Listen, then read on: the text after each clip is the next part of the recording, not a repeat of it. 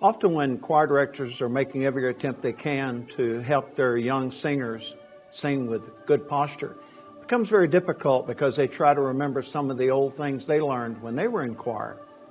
Some years ago, I discovered that by using the clarinet, it's a perfect example about how to sing with good posture. Now, today we're very fortunate to have Deborah Wilbur, who plays clarinet for a number of the local symphonies, to have her in here today to demonstrate the different positions of the clarinet. So the first thing we're going to do, Deb, is just have you produce a sound with just the mouthpiece. So go ahead.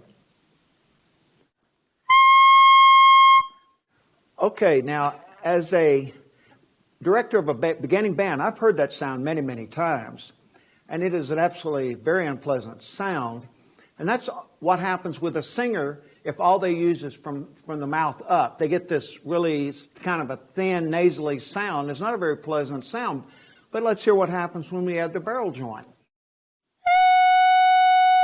There you go. Now notice it's not as squawky as the first thing because we added the mouthpiece to the barrel joint. Now that's like singing from the neck up. So if you think of the mouthpiece as just being the mouth, below the chin down to about right here as being the barrel joint, then you get some kind of notion. Now, we've got singers that sing like that. That's all that's really in play when they're singing is from here up. And you can always tell the difference. They can't produce all the good sounds that you would like for them to. Now, notice what happens when we add the first joint. Now, she's going to be playing Danny Boy, a song that all of us Irish know from heart.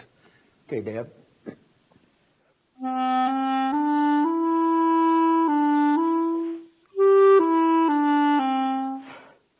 Okay, now you'll notice that she missed two notes. She missed an upper note and a lower note. And the reason was, quite simply, she didn't have the bottom joint. Now that's what we have sometimes when we have singers that don't understand that when they're sitting down, that their lower part of the body is involved in the sound. So they'll sit there kind of humped over, got their stomach kind of bent over their diaphragm. They cannot produce that. Just like in Deb's case, there's some notes she could not play. Same thing with the singer. There will be some notes they will not be able to sound because they're not involving the whole instrument. Now, subtle as it may seem, you're going to notice the difference when Deb adds the next joint. Okay, now Deb, play Danny Boy again.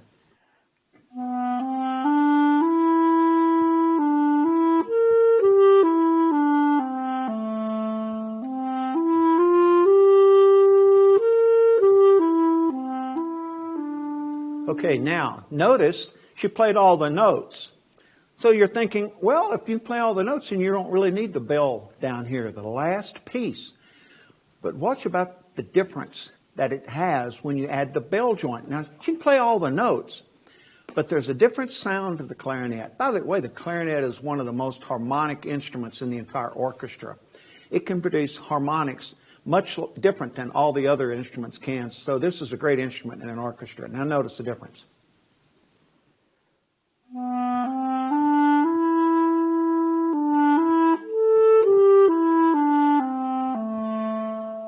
Now notice the richness and the quality of the sound. What you're hearing is something you don't normally perceive with your ear, and that's the harmonics. This clarinet, because of the addition of the bell, is producing additional notes plus the harmonics. And that's what we want to talk about today, are the harmonics in the voice. Now, when she puts the entire instrument together, that's like a singer standing flat-footed up and noticing what the difference is, because suddenly now, all of their body is involved.